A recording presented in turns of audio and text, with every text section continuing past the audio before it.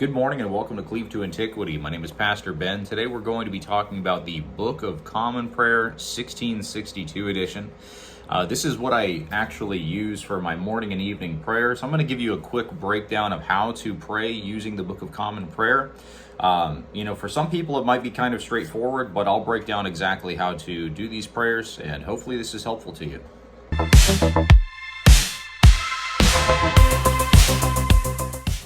So I was just about to do my morning prayers, and I figure I might as well go ahead and do this video because a couple of people were asking about how to pray using the Book of Common Prayer. This is a very helpful tool for me. I am not personally Anglican, but I've been using this for a while and it's been very helpful. So let's go ahead and dive into it. So there are two different offices, and one thing before we get started, make sure that you bookmark the month that you're in because these are going to be useful for your scripture readings. Because you will be given scripture readings throughout the times of prayer. So you'll want to open up to the morning prayer section. Now there are two different times for prayer. There's morning prayer, there's your evening prayers. Obviously you're not going to do them at the same time, once for the morning, once for the evening. The way that they're structured is very similar.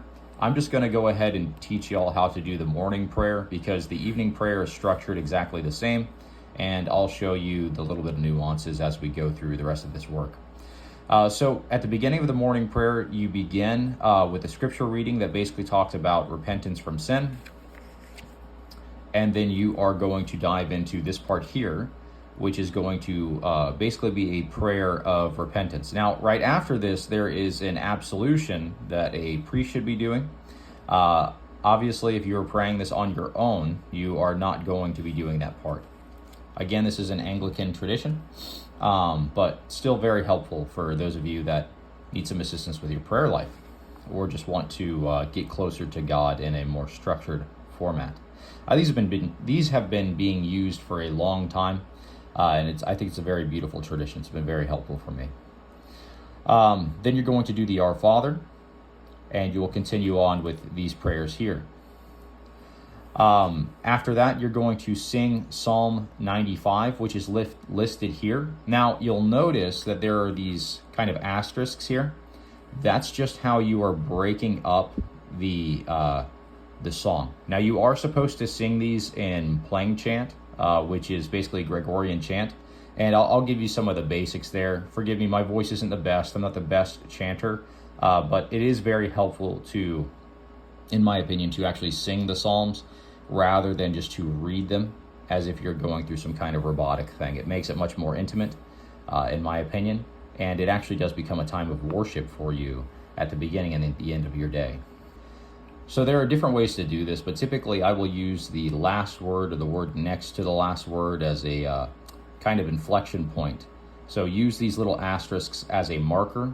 Now when you're doing when you're doing the Gregorian chant, you want to kind of make your voice monotone as you go throughout this. So, oh, come, let us sing unto the Lord. Right. Oh, come, let us sing unto the Lord. But instead, I'm going to use this last word as kind of an inflection point. Oh, come, let us sing unto the Lord. Let us heartily rejoice in the strength of our salvation. Let us come before his presence with thanksgiving and show ourselves glad in him with songs. For the Lord is a great God and a great King above all gods. So you get the point.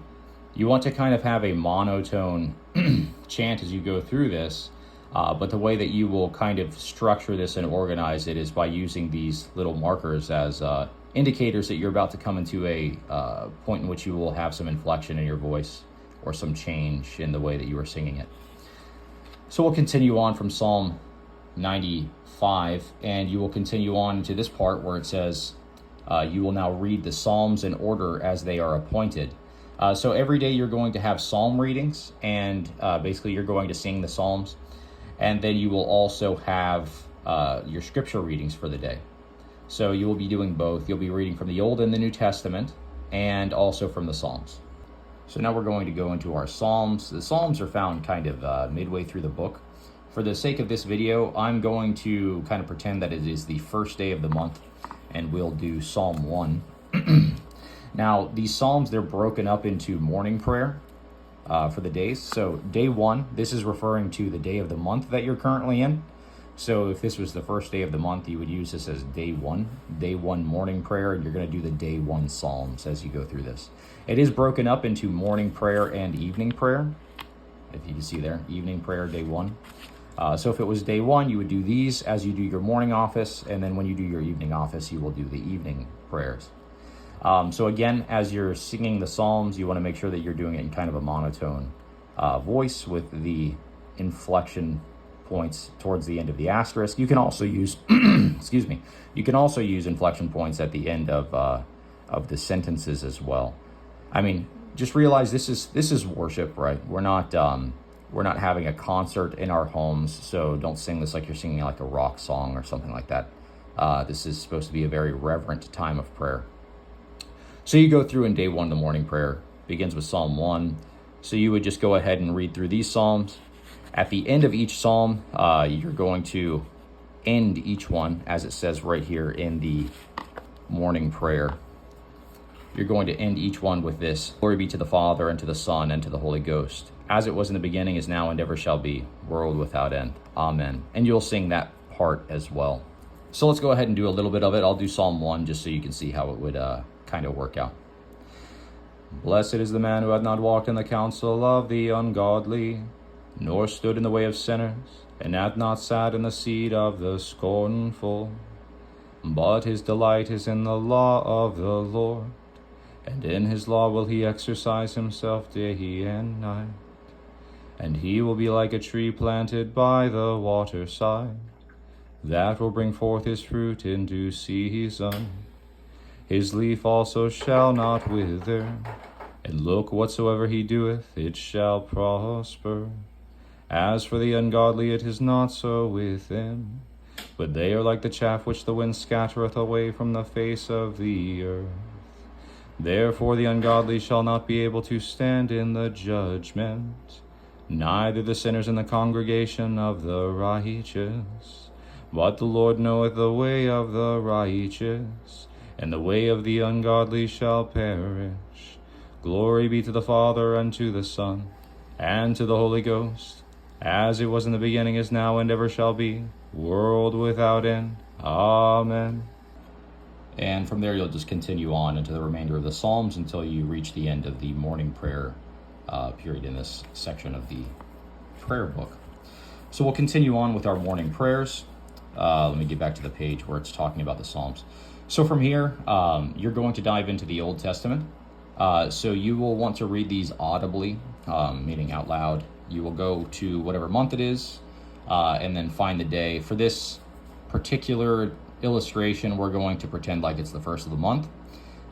So for March, it will be Deuteronomy 15.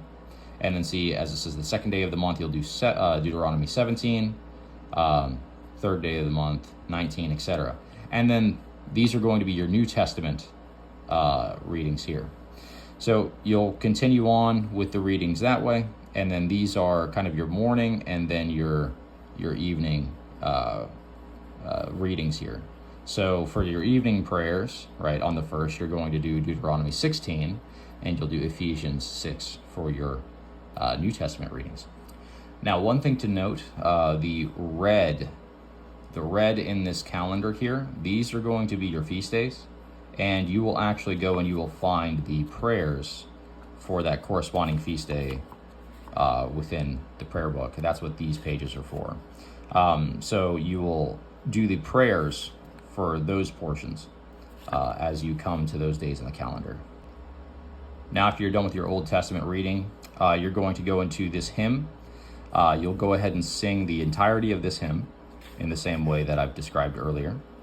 Now, some of these you will have an or option. So it says this or this canticle. Now you do one. You don't need to do both. You're going to do one. So you'll do these every single day. So in order to give yourself a little variety, you can pick between the two. Then after you're done singing that, you're going to dive into your New Testament readings, and I've already shown where that can be found within the calendar. Remember, bookmark it so you can get to it easier, and you're going to dive into whatever book you will have for the day. Then you're going to sing Luke 1:68 through 79, and you'll go ahead and sing this in the same Gregorian chant style. After that, you will dive into the Apostles' Creed. Once the Apostles' Creed is finished, you're going to go into these prayers here. You're going to do the Our Father, and then you'll go ahead, and I typically will do both parts of this if I'm praying by myself, the answer and the priest piece here.